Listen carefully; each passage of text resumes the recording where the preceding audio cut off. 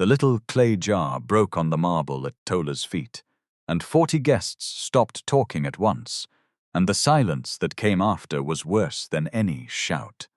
"Pick it up." Chief Folake Coker did not raise her voice. Women who own the room never have to. She stood at the top of the staircase in her gold azo-oak, one hand on the banister, looking down at the girl in the grey housemaid's uniform. The way you look at something the dog dragged in. You, ho-servant. You dared to hand my sister-in-law your village rubbish and call it a birthday gift, in front of the commissioner's wife. In front of everybody, she let the words sit, rubbish, smeared in oil like the market. Pick it up before you shame this house further. Tola knelt. She did not answer, because she had learned 2 years ago in this house that answering only fed them. And she gathered the broken pieces of the jar into her cupped hands, while the ointment she had spent 3 nights making bled brown into the lines of her palms. Somebody laughed near the champagne table. A waiter looked away, embarrassed for her, the way you get embarrassed watching a stranger fall. She was 29. She had once been 6 months from a degree in pharmaceutical chemistry. Now, she scrubbed this floor. If you have ever handed someone the best thing you had and watched them call it garbage, stay with me, because what was inside that little jar is going to turn this whole house upside down before the night is over. And do me one favor first. Tell me in the comments what city and what time it is where you're watching from right now. Then subscribe, so you don't miss the moment this proud woman learns exactly what she threw away. The house was called Balagun House, and it stood behind a white wall on Bordeong Road in Ikoyi, the good part of Lagos, where the generators never go silent and the grass is watered by men you never see. It had 11 bedrooms and a chandelier imported from Italy, and a kitchen bigger than the flat Tola had grown up in. The family that owned it, the Balagans, had built their money on medicine. Balagun Pharmaceuticals. You have swallowed their paracetamol. Your mother has rubbed their balm on her chest. 38 years the company had been going, from one small chemist shop in Abeokuta to a factory in Ogun State, with 900 workers and a logo you would recognize on a shelf in the dark. But money is a wall, too. And on the other side of this particular wall lived the people who kept the marble shining. And Tola Adeyemi was one of them, and none of the 40 guests, laughing at the champagne table, had ever once wondered what her name was. Let me tell you who she was. Before this night made her someone the whole of Lagos would talk about. Tola grew up in Abeokuta, in a 2-room flat off Kuto Road, the daughter of a herbalist. Now I know what that word does in your mind. You are picturing a man with cowries and a red cloth, shaking a calabash. Forget that picture. Baba Adeyemi, her father, was a different kind of man entirely. He had trained as a nurse in the 70s, worked 12 years in the general hospital, and then walked away from the salary to do the thing that had gripped him his whole life, which was plants. Which leaf brings down a fever? Which bark thins the blood? Which root, ground fine and mixed with shea, quiets the fire in an old woman's swollen knees? He kept notebooks, 211 of them by the end, stacked in a metal trunk, each page dated, each mixture weighed and recorded like a scientist. Because that is what he was, a scientist. The university had never given a certificate. Working out of a back room in Abeokuta with a mortar and a kitchen scale. People came from 3 states to see him. They came with knees that no orthopedic clinic in Lagos had helped, and they left able to climb their own stairs. Baba Adeyemi never got rich. He charged what people could pay, and half of them could pay nothing. And he treated those ones anyway, which is a thing that will keep a good man poor his entire life. But he was not a small man. Understand that. He was the biggest man Tola ever knew, and he had one dream for his daughter, which was that she would take what he knew in his hands and his memory, and put it inside the thing he had never had, which was a laboratory, a certificate, a proper science that the world would have to respect. "You will do with a machine what I do with my tongue and my thumb, Tola," he used to say, tasting a paste off his own thumb to check the balance of it. "You will prove that your grandmother's grandmother was not a fool. You will make them write my leaves in their big books." So she studied. She was brilliant. I am not saying that to soften you toward her. I am saying it because it is the load-bearing fact of this whole story. Tola Adeyemi had a mind for chemistry that her lecturers at the University of Lagos wrote home about. She could hold a reaction in her head, the way a musician holds a song. 3rd year, top of her class, a scholarship half covering her fees, and a part-time job at a chemist's counter covering the rest. Her father's trunk of notebooks waiting for the day she would have a lab of her own to prove them in. Then, in the November of her 3rd year, Baba Adeyemi had a stroke. I will not stretch this part out, because grief that is stretched out for the audience is a cheap thing, and this man deserves better than to be used. He did not die at once. He'd slowly, over 14 months, in a way that ate money the whole time the hospital, then the second hospital, then the physiotherapist, then the drugs that Balogun Pharmaceuticals themselves made and sold at a price that a herbalist's family could not carry. Tola's mother had died when Tola was 9. There was no one else. There was a younger brother, Dare, 15 at the time, still in secondary school. And there was a girl of 23 with a trunk full of her father's life's work and a stack of hospital bills and a choice that was not really a choice at all. She left school. 6 months from the degree, top of her class, and she walked out of the University of Lagos and did not go back. Because you cannot attend a lecture on organic synthesis while your father cannot swallow, and your brother needs school fees, and the landlord is standing at the door. She sold what could be sold. She did not sell the trunk. Whatever else went, the 211 notebooks stayed, wrapped in a wax cloth, because they were the one thing her father had asked her to keep.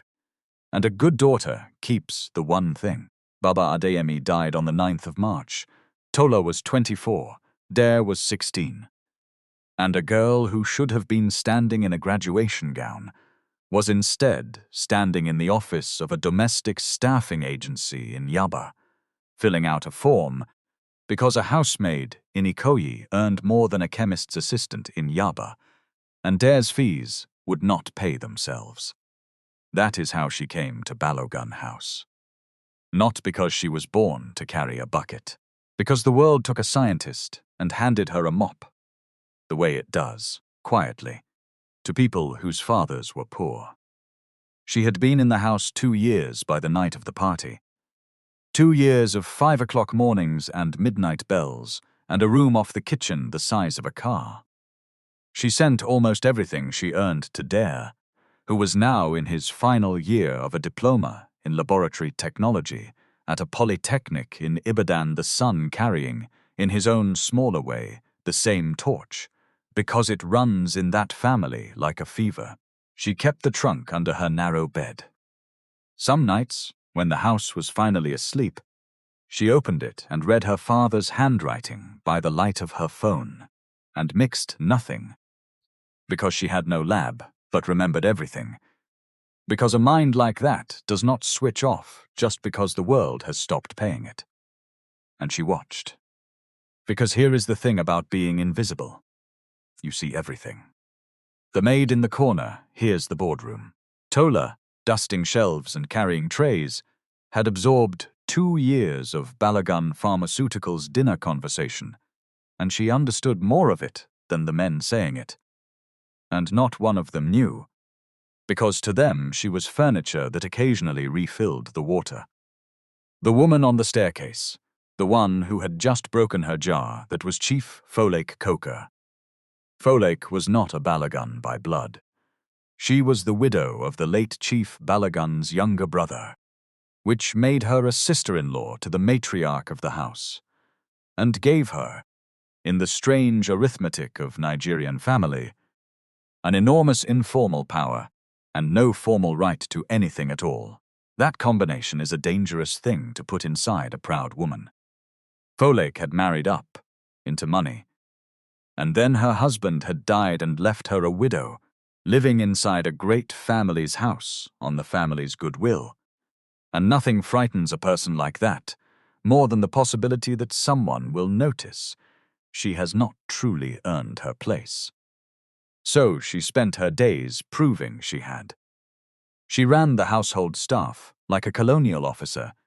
She decided who was hired and who was sacked. She had made herself, over the years, the gatekeeper between the family and the 40 people who served it, and she guarded that gate with a cruelty that had a purpose behind it, even if the purpose was only her own fear. She hated Tola. She had hated her from the second week. She could not have told you why, but I can tell you why. It was the way the girl spoke. Tola, when she was forced to speak, spoke like an educated person because she was one. And there is nothing a half-secure woman hates more than a servant who is plainly her equal in every way that money did not decide. Folake could hear the university in Tola's grammar. She could see it in the way the girl read the labels on the imported groceries without moving her lips. And it enraged her, because it whispered the thing Folake spent all her strength not to hear. That the accident of birth and marriage that had put Folake on the staircase and Tola on the floor was only that. An accident. Not a verdict, not the truth about their two souls. Just money and luck and death arranging the furniture. So she pressed down on Tola every single day, the way you press on a bruise to prove it still hurts you, and not the other way round. The woman whose birthday it was the woman the broken jar had been a gift for was different. Her name was Aduni Balagun. She was 60 that night. She was the widow of the founder, the mother of the house, the one who had actually stood behind the counter of that first chemist shop in Abeokuta in 1986, and made change with her own hands. Mama Aduni was not a cruel woman. She was a tired one. She had grown old and rich at the same time, and the two do not always sit well together, and she had let Folake take over the running of the house because it was easier than fighting. The way strong people sometimes hand the small kingdom to the loud person just to have peace. But Mama Aduni had noticed Tola, not all at once. Slowly, over 2 years, she had noticed that the quiet girl remembered she took no sugar. She had noticed that when her knees were bad, and they were bad, they had been bad for years. A deep grinding arthritis that 3 specialists and a shelf of her own company's drugs had not touched it. Was the quiet girl who thought to put the footstool where she would reach for it, without being asked, without being thanked. And about 4 months before the party, on a bad night when the pain had Mama Aduni awake and weeping quietly in her chair at 2 in the morning, it was Tola who had found her. That is where the jar begins. So let me take you there, because it matters, and because I want you to understand that what Folake called rubbish was not rubbish, it was mercy. And there is a difference, and the difference is the whole point of this story. On that night, 4 months before, Tola had been coming back from the kitchen with her own cup of tea, unable to sleep, and she had heard the sound. Not a loud sound. The worst pains never make loud sounds. Just a woman breathing through her teeth in the dark, the way you breathe when you have decided not to wake anybody. Because there is nobody worth waking. Tola had stood in the doorway of the small sitting room. Mama Aduni was in her chair with both hands wrapped around her right knee, rocking a little, her face wet. "Ma," Tola said. Should I call somebody? And what will they do? It was not a question. The old woman did not even look up. They will give me the same tablets that do nothing. Go to bed, my dear. There is nothing to be done for old bones. Go. Now this is the moment. This is where a different girl goes to bed, and there is no jar, and no party, and no story. And Tola stays a maid for 40 years and dies unknown, and Folake wins forever, the way Folake usually wins. But Tola did not go to bed. Because Tola was Baba Adeyemi's daughter, and there was a trunk under her bed, and in that trunk, in notebook number 140, in her father's careful hand, dated the 2nd of August of the year she turned 11, was a recipe he had spent the better part of a decade refining. He had made it for the market women of Abeokuta, the ones who knelt on concrete all day, selling pepper, whose knees by 50 were ruined. He called it, in his notebook, simply the Kneeling Women's Balm, a sheer base, 3 plants, one of them a root that grew wild along the Ogun River, which he dug himself in the early morning, before the sun could cook the oils out of it. Tola knew the recipe by heart. She had helped him make it 100 times as a girl, and she had, over the last 2 years, quietly, on her own small money, on her days off, when she went to the market in Mushin, been buying and drying and grinding the 3 plants, and rendering the she, and keeping a little of the balm in a clean jar in her room, not for any plan, not for any scheme, but because a hand that knows how to make a thing that eases pain cannot stop making it, any more than a singer can stop humming. Ma, Tola said, wait, please. 1 minute. She went to her room.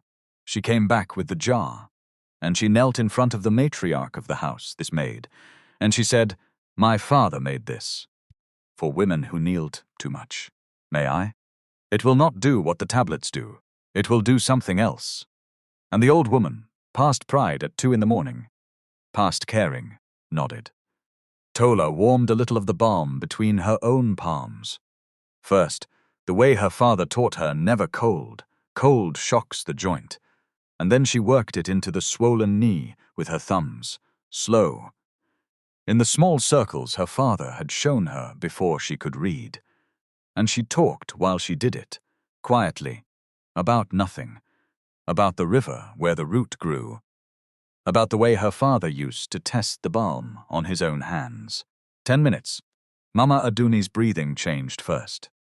Then, sometime in the second 10 minutes, the old woman stopped rocking. And somewhere in the third, she slept. Right there in the chair, for the first full hour of sleep she had had in a week. That was the beginning. After that night, it was a quiet thing between them. Done at night, when Folake was asleep in the guest wing and the house was dark. The maid would knock softly, and the matriarch would say, come, and Tola would kneel and work the balm into the ruined knees, and they would talk, and slowly, over 4 months, something that was almost the thing between a mother and a daughter, grew up in the dark of that sitting room, in a house where both of them were, in their different ways, alone. Mama Aduni's knees got better. Not cured, Tola never once claimed cured. She was a scientist's daughter, and she chose her words like her father. It will ease it, Ma. It will not mend it, but better. Enough that the old woman walked to church without the stick. Enough that she noticed she was walking to church without the stick. And enough that she asked, one night, the question that started the fire. Where did you learn this, Tola? The truth now. And Tola, kneeling in the dark, told her. Not everything, but enough, the father, the nursing, the plants, the notebooks. The 211 of them in a trunk, under a bed 12 feet away. The degree she had been 6 months from. The chemistry. All of it, quietly, to the only person in that house who had ever asked. Mama Aduni was quiet for a long time. Then she said, a thing Tola did not understand the weight of until much later. She said, my son should hear this. Not the balm, you. My son should hear you. Her son. The one who had been in London for 3 years running the international side of the company. The one whose picture was in the newspapers. The managing director of Balogun Pharmaceuticals. But the son was far away, and the party was coming, and in between the son and the party stood Folake Coker, who missed nothing that happened in her house, and who had begun, over those 4 months, to notice something she could not name and did not like. That the old woman's eyes followed the maid across a room. That Mama Aduni had started saying, "Ask Tola when she wanted something done properly." That there was a warmth in the house that Folake was not the source of and could not control, and that it flowed, of all the impossible directions, from the matriarch to a girl in a grey uniform. Folake did what frightened people do. She decided the girl was a threat, and she set out to destroy her. It started small, the way these things do. A missing earring Mama Aduni's, gold, expensive, that Folake announced, loudly, at breakfast, had gone missing from my sister's room, and only the cleaners go in there. She let the sentence hang. She looked at nobody and everybody, and the whole staff understood that a maid was being lined up, and every one of them was quietly, shamefully grateful it was not them. The earring turned up. It had rolled under the dresser. Folake never apologized. Of course, an apology would have admitted she had aimed, but the point had been made, the seed planted. Tola is not to be trusted. Watch the maid. Then came the food. Folake began to find fault with everything the girl touched. Then the hours. Folake rearranged the roster so that Tola had the worst of everything. The midnight bells and the dawn scrubbing, back to back, the schedule you give someone when you are trying to make them resign, so you do not have to justify sacking them. Tola did not resign. Tola needed the money, and Dare was 2 terms from his diploma, and a girl who has already given up a degree for her family does not flinch at a hard roster. She absorbed it. She got thinner. She kept going. And through all of it, at night, when the house was dark and Folake was asleep, Tola still knelt in the sitting room and eased the old woman's knees, and the 2 of them still talked, and it became the one warm hour in a cold 2 years, and neither of them told Folake, because both of them, by then, understood exactly what Folake would do if she knew. She found out 3 days before the party. She found out because she went looking. Folake had grown certain that something was being hidden from her in her own house. And she was right, and she used the oldest tool of the powerful, which is the search of the powerless person's room while they are working. On a Tuesday afternoon, while Tola was at the market on the one errand Folake herself had sent her on. You see the design of it. Folake let herself into the little room off the kitchen and searched it. She did not find gold. She did not find a stolen earring. She found, under the narrow bed, wrapped in a wax cloth, a metal trunk, and inside the trunk, 211 notebooks in a dead man's handwriting, dense with recipes and dates and diagrams and the Latin names of plants, and a few clean jars of brown balm, and a photograph of a stern, kind man in a nurse's uniform from the 70s, and a folded certificate of merit from the University of Lagos, Department of Chemistry, in the name of Tola Adeyemi, 3rd year, 1st class, and Folake Coker, standing in that tiny room, holding a herbalist's life's work in her manicured hands, understood none of it. That is the tragedy inside the comedy of this story, and I want you to sit with it, because it is the realest thing in it. Flake held in her hands the single most valuable object in Balogun House, more valuable than the chandelier, more valuable than the paintings, worth, as it would turn out, more than the Italian marble she made the girl scrub. And because it came wrapped in a wax cloth under a maid's bed, she saw junk. She saw a poor girl's rubbish. She could not read the value because she had already decided, 2 years before, what a person who scrubs floors could possibly own. Her contempt made her blind, and her blindness, in 3 days' time, was going to cost her everything. She did not steal the trunk. That is important. If she had stolen it, this would be a different, uglier story. She did something that in her mind was worse and turned out for her to be catastrophic. She dismissed it. She shoved it back under the bed, wiped her hands as though she had touched something dirty, and walked out.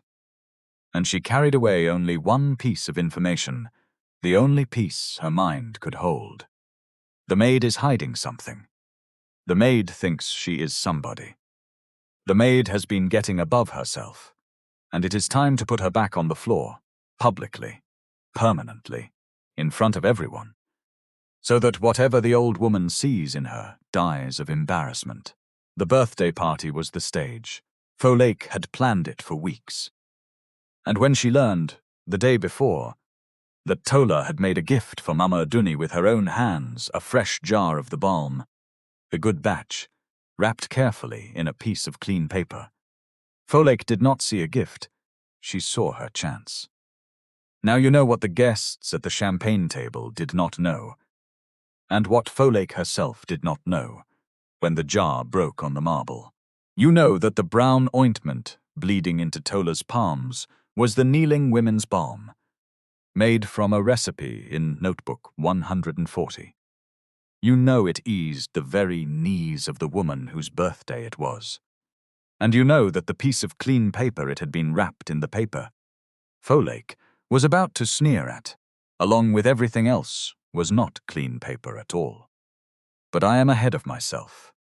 Let me bring you back to the marble, and the 40 guests, and the girl on her knees.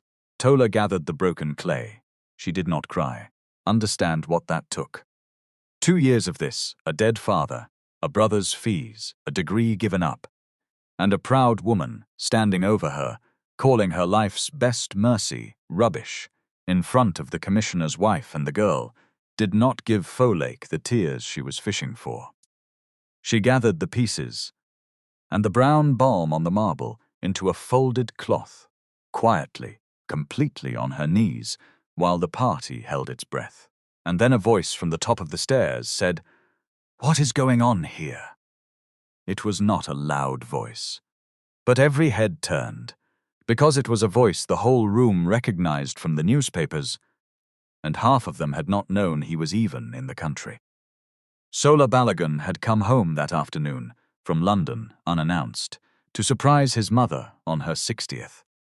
He was 41 years old, the managing director of Balagan Pharmaceuticals, a pharmacist himself before he was a chief executive. That is the fact, to hold a man who had done his doctorate in medicinal chemistry at a university whose name impresses people, and who had spent the last 3 years in London running the arm of the company that tried, and mostly failed, to turn Nigerian plants into patented drugs the whole world would buy. He had his father's build and his mother's quiet, and he had come down the stairs behind Folake without anyone noticing, in time to see a woman in gold standing over a girl in grey, and a broken jar, and 40 people watching and doing nothing. "Auntie Folake," he said, coming down another step. I asked what is going on. Folake turned, and her whole face changed the way a face changes when the person it was performing cruelty for turns out to be the wrong audience. "Sola! My dear, you are back. Thank God it is nothing, it is nothing." The girl was being clumsy. She dropped something. "We are handling it. Come and greet your mother, everyone is." She did not drop it. This was a new voice. A tired voice, but with iron in it. Mama Aduni had risen from her chair by the far wall, and she was walking without her stick. The whole room could see it across the marble toward the mess. "I saw it, Folake. We all saw it. You knocked it from her hands, and you called it rubbish." The old woman reached the girl and looked down. Not at the girl, but at the brown balm smeared on the floor, and something moved across her face. Do you know what that is? Do you have the faintest idea what you have just thrown on the floor? Sister, it is only some. It is the only thing in 4 years that has let me sleep. Mama Aduni's voice cracked once and steadied.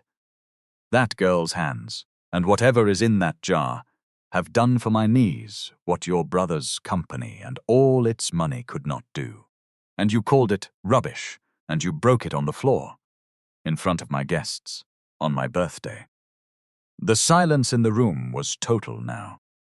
This was not the silence of a party pausing.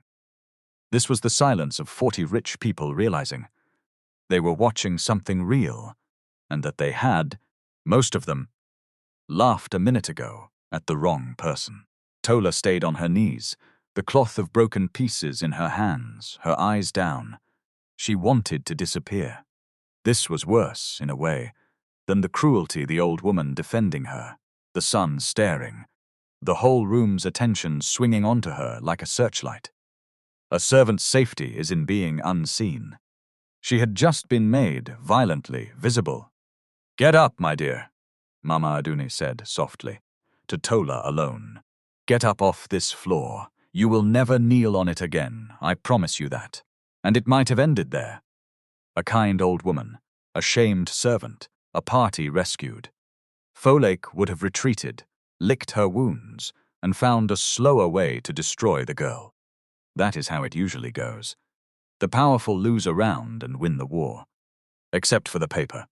Because as Tola rose, the folded piece of paper the jar had been wrapped in slipped from the cloth and fell open on the marble, face up, and Sola Balagan coming down the last of the stairs. Already crouching to help gather the mess, a pharmacist, by training and by instinct, saw it. He went still.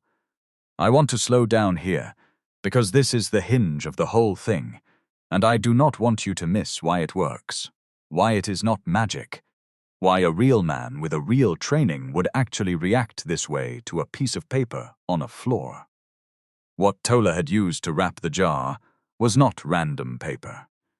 She had grabbed it from her trunk in the last rush before the party, a single loose page that had come detached from notebook 140 years ago, the very page of the kneeling women's balm, in her father's hand.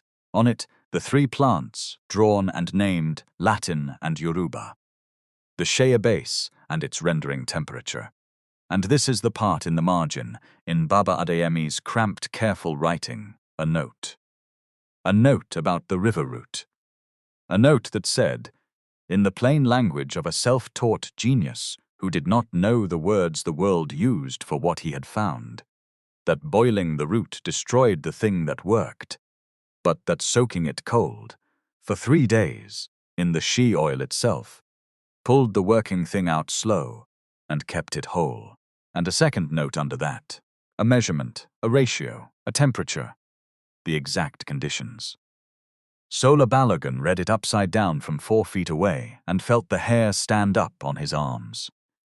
Because Balagudon Pharmaceuticals had spent, over the previous 3 years, 4,217,000 naira, and the time of 6 researchers in a London lab trying to do exactly one thing: extract a stable anti-inflammatory compound from a West African river plant that everyone in the industry knew, from decades of anecdote, eased arthritis, but that no one had been able to turn into a real drug, because every time they extracted it, they destroyed it. Heat killed it. Solvent killed it. The compound was real. 3 of his researchers had proved it was real, but it fell apart the instant they tried to isolate it. And after 3 years and 4 million naira, the project had been quietly shelved as commercially hopeless. And Sola had flown home partly to tell his mother the company was writing off the loss. And here on his mother's marble floor, on a page a maid had used to wrap a birthday present, in the handwriting of a dead herbalist from Abeokuta, was the answer. Cold extraction. 3 days. in the oil itself. The exact thing his 6 PhDs had not thought to try, because they were trying to isolate the compound, and the old man had understood, without any of their words, that you must not isolate it at all. You must let the oil hold it. Sola did not say any of this, not yet. This is the part that separates this story from the cheap ones. And I am proud of it, so let me point at it. He did not leap up and shout a revelation, and make the maid a millionaire on the spot in front of 40 clapping guests. That is the fairy tale, and the fairy tale is a lie, and the lie does a disservice to every clever poor person watching, because it teaches them that the only way up is to be magically discovered by a rich man's glance. Sola was a scientist. What a scientist feels looking at an extraordinary claim is not joy. It is doubt. It is the discipline of doubt, he thought, in that half-second. This cannot be what it looks like. Coincidence. A poor girl's father wrote something that resembles the answer. Extraordinary claims. I must not build a castle on a floor I have not tested. So what he actually did was small and quiet, and it changed everything. He picked up the page. He picked up the folded cloth with the broken pieces of the jar, the ones still wet with balm. And he stood, and he looked at the girl properly for the first time.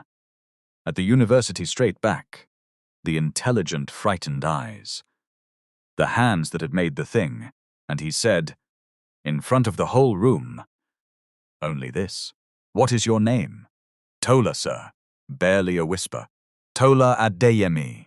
Adeyemi. He looked at the page in his hand. And this handwriting. Whose is it? My father's, sir. And then, because she thought she was in trouble, because she thought the paper was the crime now, some contraband, I only used it to wrap the jar, sir. It is old paper. I did not mean. Your father. Sola's voice was very careful now. Is he a chemist? He was a herbalist, sir. She lifted her chin, just slightly, and there was Baba Adeyemi in her, the refusal to be ashamed of the word. A herbalist. He is late. 3 years now. The whole room was watching a managing director interrogate a maid about a piece of paper, and could not understand why the air had changed. Folake, off to the side, felt the change without understanding it either, and it frightened her, and frightened people attack. Sola, honestly, she said, with a little laugh. Why are you standing there discussing rubbish paper with the cleaner? Come and the guests your mother's cake. Auntie. He did not look at her, one moment. And to Tola, still quiet, still careful. This trunk, my mother mentioned notebooks. Are there more pages like this one? Tola looked at Mama Aduni. Mama Aduni gave the smallest nod, and Tola said, 211 notebooks, sir. He wrote everything down, every mixture, for 30 years. Sola Balagan closed his eyes for a moment, the way a man does when the size of a thing arrives all at once. Then he opened them, and he did the second small correct thing, the thing that tells you what kind of man he was underneath the money. He turned to the room and said, easily, warmly, in the voice of a host, everyone forgive us. A small family matter, nothing serious, all handled. Please, eat, drink. The night is young.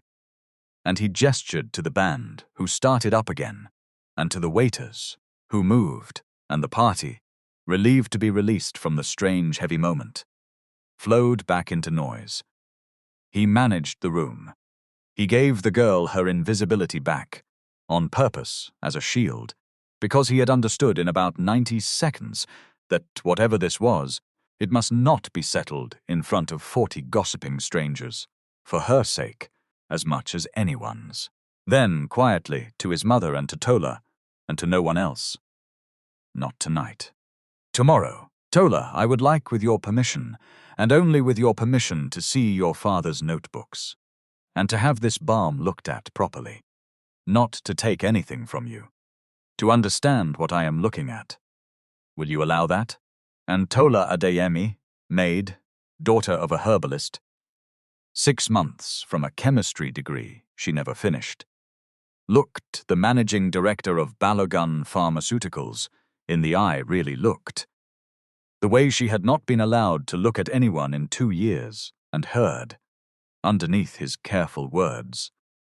The one thing she had not heard from anyone in that house, except a sick old woman at 2 in the morning. Respect, he was asking. He was not taking. He had said, "With your permission," twice. "Yes, sir," she said, "you can see them." Folake Coker stood 10 feet away and watched her whole world begin, very quietly, to tilt, and did not yet know it, and reached for a glass of champagne to steady a hand that had started, for no reason she could name, to shake. The next morning did not bring a fairy tale either. It brought a test, and Tola nearly failed it, not through any fault of her own, but because the world had taught her correctly that when the powerful take an interest in the powerless, it usually ends with the powerless robbed. She lay awake most of that night doing the arithmetic of fear. A rich man wants to see my father's notebooks. A pharmaceutical company. My father's life's work. And a man who owns a factory, and me with no lawyer, no money, no name, no way to stop them taking whatever they like. She had seen enough of the world to know how this story usually went.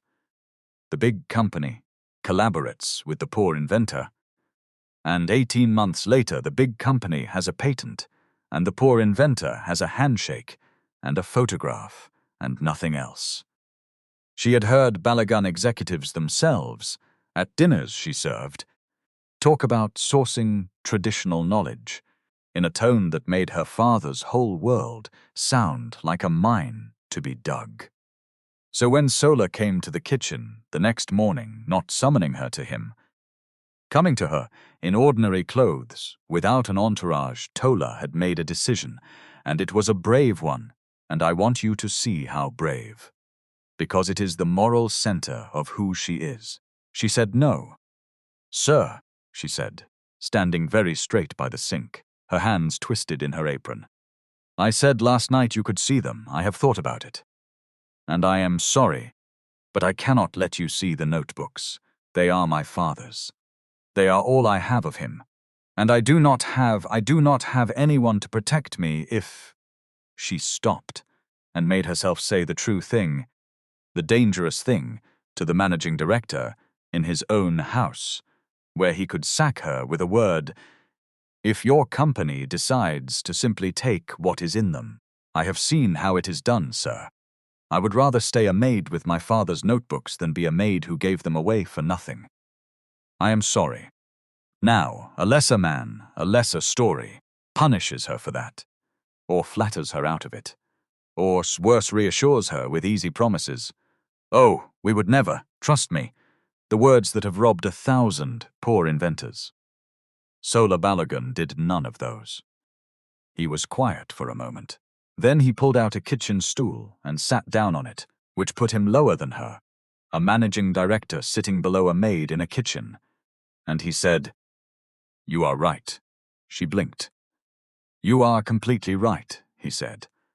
"You have no protection, and I am a stranger who owns a company, and everything you just said is exactly what a sensible person should say. And if you had said yes without thinking, I would have trusted you less. So, let us do it the correct way, not my way, the law's way." He took out his phone. "I am going to call a lawyer. Not the company's lawyer. The company's lawyer works for me, not for you. And that is no good to you. An independent one. I will pay for her, but she will act for you. And her first job will be to tell you not to trust me. Before you show anyone a single page, you will have your own lawyer, and a signed agreement that says everything in those notebooks belongs to the estate of your father, to you and your brother, and that Balagun Pharmaceuticals cannot use one word of it without a license and a fair share paid to you. Fair by law, not fair by my mood. Does that sound like a place we can begin?" Tola stared at him. It was so far from what she had braced for that she had no answer ready. "And if you say no even to that," Sola went on, then the answer is no. And I will go back to London and write off 4 million naira and never mention it again. And you will keep your notebooks and your job, and no one will trouble you. That is a real option. I want you to know it is a real option, so that when you say yes, if you say yes, it is because you chose it, and not because you were afraid to refuse the ogre. That was the moment Tola Adeyemi decided she could trust him. Not because he was rich, and not because he was handsome, though he was both, but because he had handed her, unasked, the one thing no one in that house had given her in 2 years: the power to say no without being punished for it. He had made himself refusable, and only a person who does not intend to exploit you ever makes themselves refusable. "Call the lawyer," she said. So that is how it went. Not in one dramatic night. Over weeks, the correct, unglamorous, real way, which I am telling you in full because the real way is the lesson, and the dramatic way is the lie. The lawyer came a sharp woman named Nneka Okoro, who did indeed, as her very first act, look Tola in the eye and say, "My job is your interest, not his, and if at any point I think he is cheating you, I will tell you to walk away, and I mean it." An agreement was drawn. The estate of Baba Adeyemi, meaning Tola and Dare, retained full ownership of every notebook. Balagan Pharmaceuticals was granted the right to test, only test, one recipe: the river root, cold extraction, the kneeling women's balm. And then the science began. And this is the part Folek could never in 1,000 years have understood. Watching from the sidelines with her fury and her fear. They took the balm to the lab, and they tested the dead herbalist's margin note. Cold extraction, 3 days, in the oil. And it worked. It worked the first time. The compound the 6 London PhDs had spent 3 years destroying came out of that root whole and stable, exactly as a self-taught nurse from Abeokuta had written down for the sake of some market women's knees, 20 years before anyone in London had a grant to look for it. The lab confirmed it, then confirmed it again because they did not believe it. Then a third time with a different technician, because the second time they still did not believe it. Baba Adeyemi had solved, in a back room with a kitchen scale, the problem that had defeated at a laboratory with a budget in the millions. He had solved it the way indigenous knowledge so often solves things, not by understanding the molecule, but by understanding the plant, patiently, over a lifetime, with respect, which turns out to be its own kind of genius, and a kind the certificated world is only slowly, shamefully, learning to stop laughing at. And Tola, standing in a real laboratory for the first time in 5 years, in a white coat that fit, watching a machine confirm her father's handwriting. Tola understood the readout. That is the thing that undid the last of everyone's assumptions. She did not just own the notebooks. She could read them, and the machines, and the space between them. When the lead researcher started to explain the chromatography result to her slowly, kindly, as you would to a maid, she finished his sentence for him correctly, using the right word, and the man stopped and looked at her differently. And from that hour, no one in that lab ever spoke slowly to her again. Word of what was happening spread, as it does, quietly, through the house before it reached the world. And Folek Coker felt the ground going, and did the last desperate thing that people like Folek always do when they feel the ground going. She reached for the oldest weapon of the powerful against the powerless, the one she had used before with the earring. She reached for the lie of theft.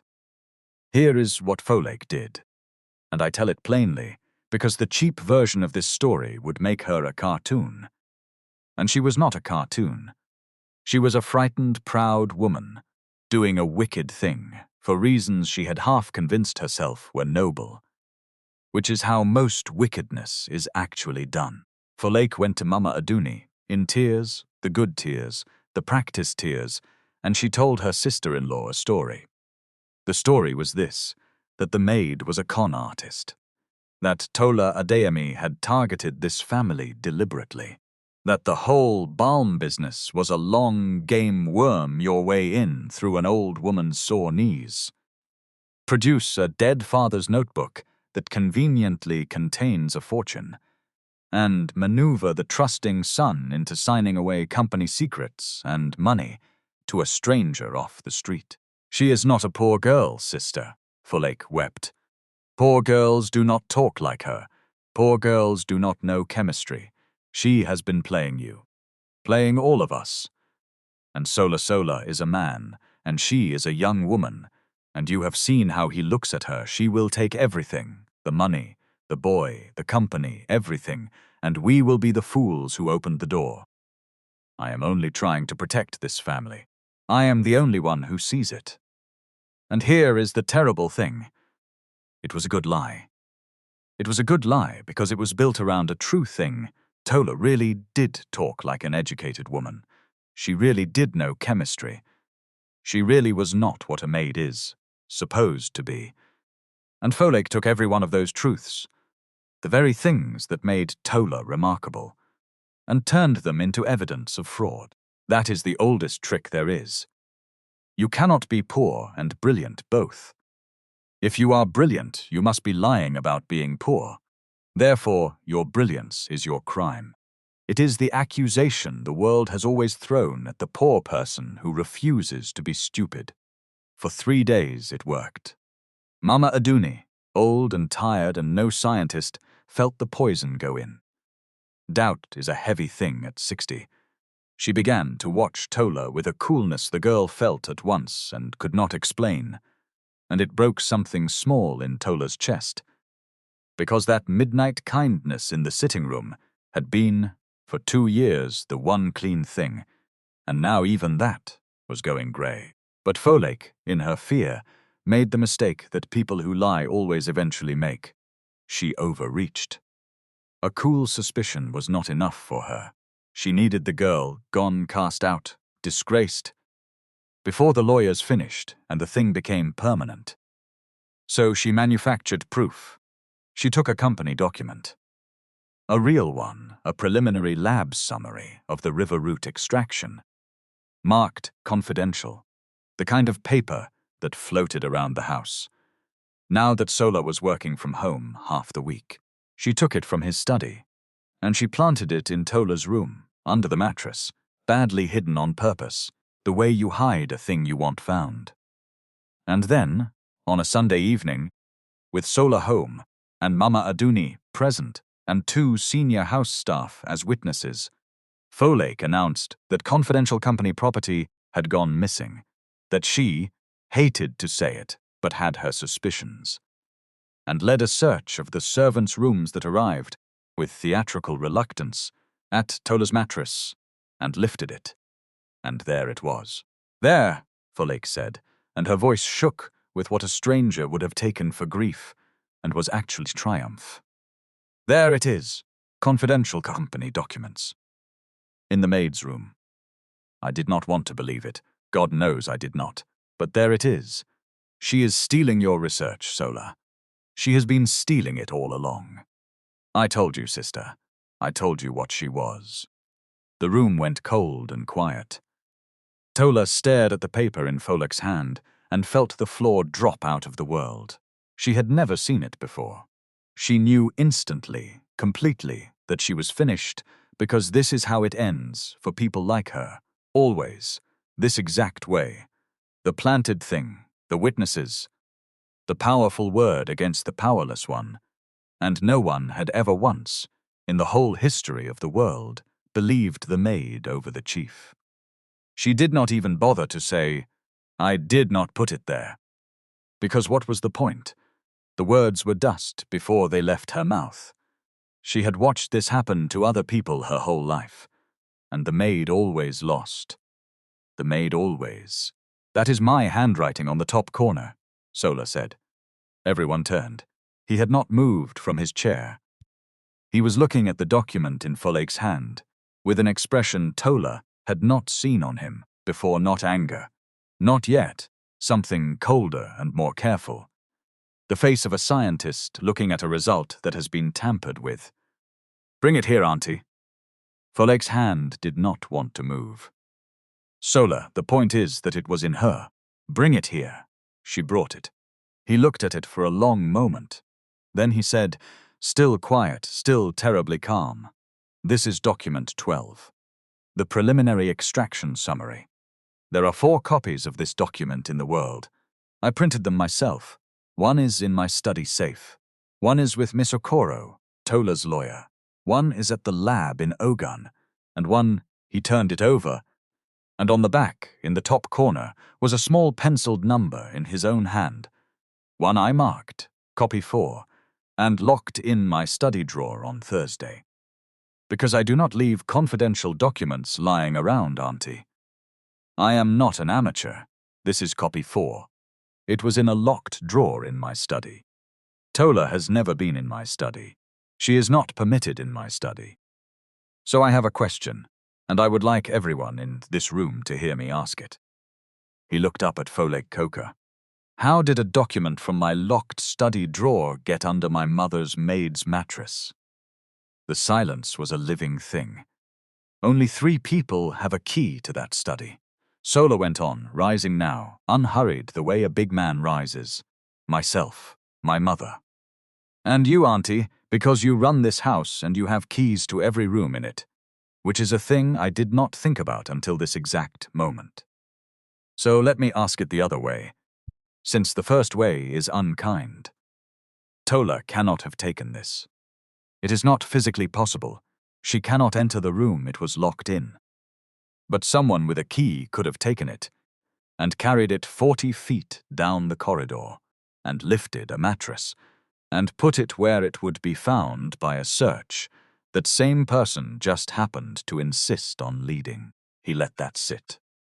I did my doctorate in a field where planting a false result to destroy a rival is the worst thing a person can do, worse than being wrong, worse than failing, because it poisons the whole well of trust that the work depends on. I have spent my life learning to spot a planted result. And Auntie, with respect, this is a planted result. It is not even a good one. Folake's mouth opened and nothing came out. And then Mama Aduni stood up. The old woman had been silent through all of it, watching, and 3 days of poison were draining out of her face as she watched, replaced by something worse for Folake than anger, which was clarity. She walked to the middle of the room, no stick. Everyone always noticed now. No stick, and she looked at her sister-in-law of 30 years, and she said, in a voice with no drama in it at all, which made it the most frightening voice in the whole story. You lifted her mattress, Folake. You knew exactly which mattress in a house of 40 rooms, and you walked us to it. I watched you do it, and I did not see it until my son said the word key. She drew a slow breath. You came to me with tears 3 days ago, and you called this girl a fraud, and you used her cleverness as the proof, and God help me. I let you make me cool to the one person in this house, whoever sat on the floor at 2 in the morning, and took the pain out of my knees with her own hands, and asked me for nothing. In 2 years, she never once asked me for 1 naira. And you, who I fed, who I housed, who I gave the keys to, you took a paper out of my son's drawer, and you tried to send her to prison to protect your seat at my table. Sister, Folake's voice broke. Sister, I did it for you, for the family. I was trying to. You were trying to keep her small, Mama Aduni said, because a small her makes a bigger you. That is all it ever was. I know you, Folake. I have known you 30 years. You could not bear that I saw something in a girl in a grey uniform. You could not bear that she was more than you decided she was allowed to be. The old woman turned away from her, which was the worst thing she could have done. Worse than a shout. The turning of the back. Get her keys, Sola. What happened to Folake Coker happened the way these things happen in real life. which is slowly, and with less noise than you would like, and without her ever being dragged out by her hair. Because life is not a film, and the wicked rarely get the spectacular ending the audience is owed. She was not thrown into the street that night. Mama Aduni, even in her fury, was not a cruel woman, and Foleki was family. And family in this country is a rope you do not cut cleanly, even when it has cut you. But the keys were taken. All of them. Lake Coca was no longer the gate between the family and the 40 people who served it. She was, from that Sunday, simply a widow living on her late husband's family's goodwill, which is what she had always most feared being, and had spent 15 years of petty tyranny trying not to be, and had now become entirely through her own hand. The staff she had ruled stopped fearing her within a week, because power that rests on borrowed keys evaporates the moment the keys are returned. She kept a room in the house. She kept her meals. She lost the only thing she had ever really had, which was the right to make other people feel small. And for a woman built entirely around that right, it was a kind of death. And she had dug the grave herself. There was no criminal case. Sola considered it planting evidence to frame someone, for theft is a real crime, but Tola asked him not to. That surprised him. It should not surprise you if you have understood her at all. Why not? He asked her. She tried to send you to prison. Because my father used to say that when you have won, the only question left is what kind of winner you are going to be, Tola said. And because prison would make her a victim, and she would spend the rest of her life telling people the poor girl who stole her place also sent her to jail. Let her spend it instead, knowing exactly what she threw on the floor. That is a longer sentence. She paused, and Ma would grieve it. She has known that woman 30 years. I will not add that to Ma's knees. So the karma here is not handcuffs. It is subtler and it is heavier. Every day in that house, Folake Coca had to watch. She had to watch the girl she called Rubbish walk out of the servants' wing and into a real life.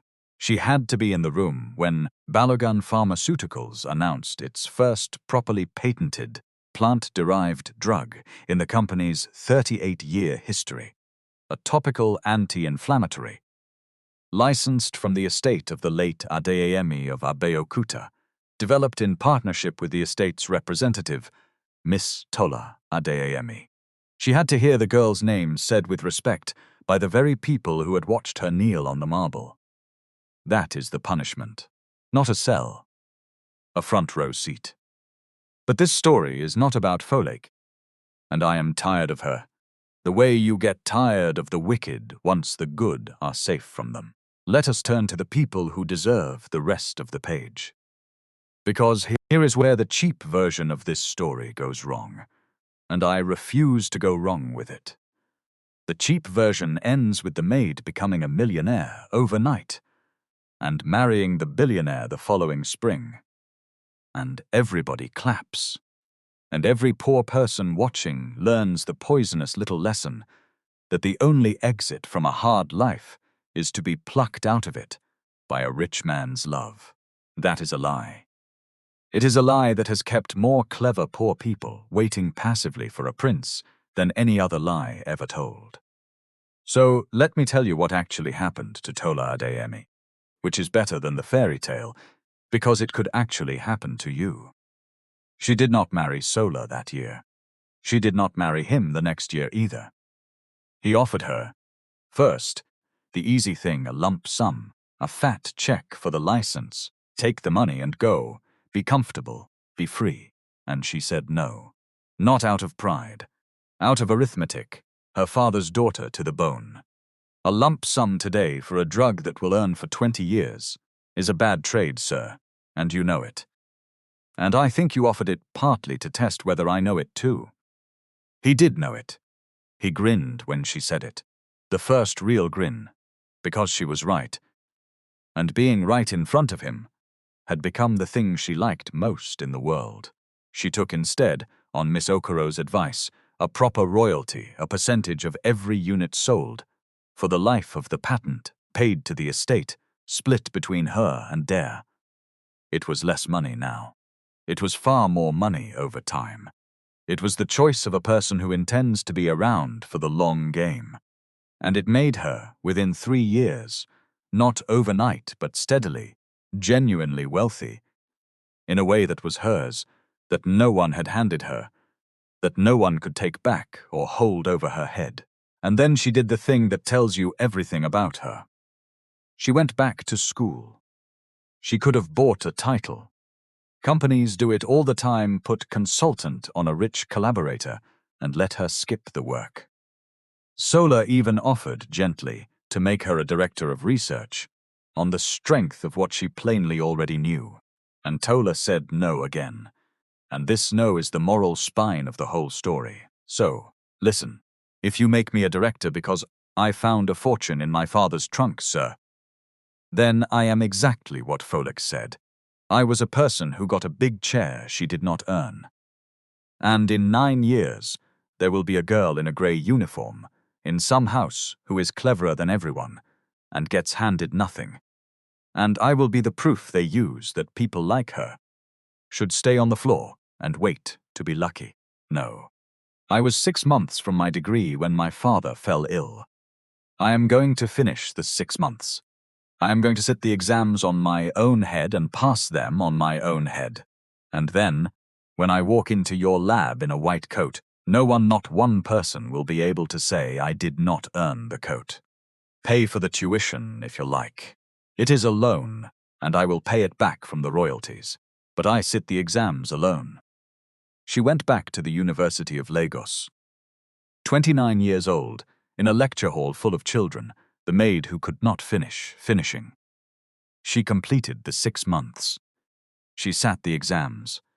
She graduated with a first-class degree in pharmaceutical chemistry, 5 years late, and her brother Dare came from Ibadan for the ceremony and cried like a child, and Mama Aduni sat in the front row without her stick, and there was one empty chair kept beside her, with a folded photograph of a man in a nurse's uniform from the 70s propped on it, because a promise made in a 2-room flat in Abeokuta had, against everything, been kept. You will make them write my leaves in their big books. They wrote them. There is a compound in a pharmacopoeia now, and a patent in a government office, with the name Adeyemi on it, in the world's big books, forever. Dare finished his diploma, and Tola, out of the royalties, sent him on to a full degree, and then further, and there are now 2 Adeyemis working in Nigerian pharmaceutical science, brother and sister, carrying a dead herbalist's trunk between them into rooms he was never allowed to enter. And it is the truest kind of inheritance there is, which is not money, but a way of seeing. The company changed too, and this matters, so I will not skip it. Sola Balagan, who had flown home to write off a 4 million naira loss, instead built, on the foundation of 1 page of 1 notebook, an entire new arm of Balagan Pharmaceuticals, a division that did the thing the industry had been too arrogant to do for a century. It went, respectfully, with contracts and fair licenses and real money, to the herbalists and the traditional healers of the country, the keepers of 2,000 years of knowledge that the certificated world had sneered at, and it treated their knowledge, as intellectual property with an owner and a value and a dignity. Tola ran it. Of course she ran it, but she ran it because she built it and earned it, not because she was given it, and that distinction was the whole of her insistence. And she was right to insist. And Sola. Yes, you have waited for it, and you have earned it, so here it is, but quietly, the way the real ones happen. He did not propose in a lab in a rush of triumph. He was wiser than that, and so was she. A man does not spend weeks giving a woman the power to refuse him, and then, the moment she is his equal, expect her to fall into his arms out of gratitude, because gratitude is not love, and he knew it, and she would have known it too, and it would have poisoned the thing before it started. He was her business partner, and for the first 2 years, he was scrupulous, almost painfully so.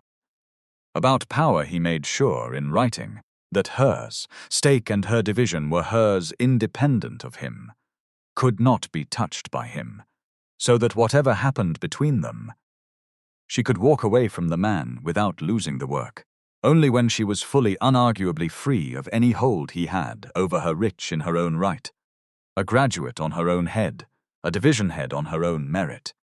Only then did he, slowly, over a 3rd year, court her the ordinary way, the way his father might have courted his mother before there was money to complicate it. Somewhere in that 3rd year, the managing director Sola, and the man who had sat on a kitchen stool below a frightened maid to hand her the power to say no, became, for her, one single person, and she stopped being able to say exactly when she had started loving him, which is how you know it was real and not a rescue. They married in the 4th year. It was not the wedding the newspapers wanted. There was a church in Abeokuta, near Kuto Road, and Dare stood up as a man of science beside his sister, and Mama Aduni wept in the front row and walked to the altar without her stick to give a blessing.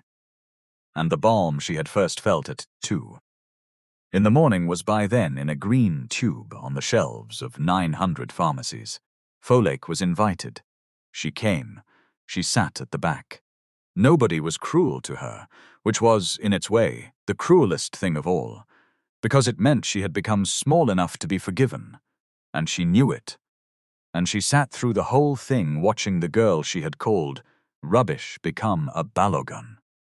And she left before the rice. Here is the lesson, and I am going to hand it to you plainly, because I am tired of stories that bury the point so deep you have to dig for it. And this one is worth saying out loud. We decide what a person is worth by what they are wearing when we meet them. We see the grey uniform and we file the person under furniture. We do it fast, without thinking. The way Flake did it, and the terrible joke of this story, the joke that should stay with you, is that Flake held that trunk in her own 2 hands. She held 211 notebooks and a first-class certificate, and a fortune in indigenous science in her manicured fingers. And she saw rubbish, because she had already decided, before she ever opened the wax cloth, what a girl who scrubs floors could possibly own. Her contempt was not just cruel. It was stupid. It made her blind to a treasure she was physically touching. And that is the thing about looking down on people. It does not only hurt them, it makes a fool of you, because you stop being able to see what is actually in front of you. But I do not want to leave you with only that, because only that is still a story about a hidden fortune, and it lets us off too easily. It lets us think, the real lesson is that the cleaner might secretly be a genius, so be careful, you never know. No, that is not the lesson. That is a smaller, safer, more convenient lesson, and I refuse to let you have it. Most cleaners are cleaners. Most maids are maids. Tola was extraordinary, but the maid mopping your office tonight probably has no secret trunk of patents. And here is the thing I actually want you to carry out of this. It does not matter. She was owed respect on the first morning, on her knees, on the marble, before anyone knew about any notebook, before there was any fortune, when she was, as far as the whole room could see, nothing but a poor girl who had made a jar of ointment for a sick old woman. The respect was already owed, in full, right then. Not because of what she secretly was, because of what she plainly, ordinarily, unremarkably was, a person, a working person, doing a kindness, in a grey uniform. That was already enough. It was always already enough. A world that needs a girl to turn out to be a hidden genius before it will treat her like a human being has the whole thing backwards. And the fact that we cheer loudest at the moment the fortune is revealed should worry us a little, because it means we, too, only started caring about her when we learned she was valuable in the way we already understood. She was valuable at 2 in the morning, kneeling in the dark, easing an old woman's pain for no reward and no audience. That is when she was most herself, and that is when almost no one was watching. So, I will leave you with the question I have been turning over since I first heard a version of this story, and could not put down. Think about the last person who served you today, the one who cleaned your table, or carried your bag, or stood at a gate in the sun while you walked past without looking up. You did not see their face. Most days I do not see the face either. I am as guilty as anyone, which is exactly why I sit and tell these stories, to force my own eyes open. That person had a father who taught them something, and a fear that keeps them awake, and a brother whose fees are due, and a whole entire life as heavy and as real and as full as yours, folded up small and hidden inside a uniform you had already decided meant nothing. You will never know what is in most of those trunks. That is not the point. The point is that you do not need to know what is inside to know what is owed. What would it cost you? What would it actually cost you to see them? I know this is a story. You know it is a story. I have changed the names and moved the streets around, and tightened the timing the way any storyteller does. And I am not going to insult you by pretending a maid and a billionaire and a trunk of notebooks lined up quite this neatly in real life. Life is messier and slower and crueler, and it does not always pay the good back at all. But I did not make it up out of nothing. I made it out of 100 smaller true things I have watched with my own eyes. The clever poor person handed a mop, the borrowed importance of the person with the keys, the treasure that gets called rubbish because of who is holding it. Those parts are true. Those parts are true everywhere, in every city, probably in yours tonight. So do something with the feeling before it fades, because feelings fade and habits don't. Tomorrow, look one person who serves you in the eye and use their name. Just that. Then come back and tell me, in the comments, what city you were in when you did it. I read every single one. And if this story moved you even a little, subscribe, and stay till the end of the next one, too. Because there is always someone in a grey uniform, in every house, in every town, holding a trunk nobody bothered to open.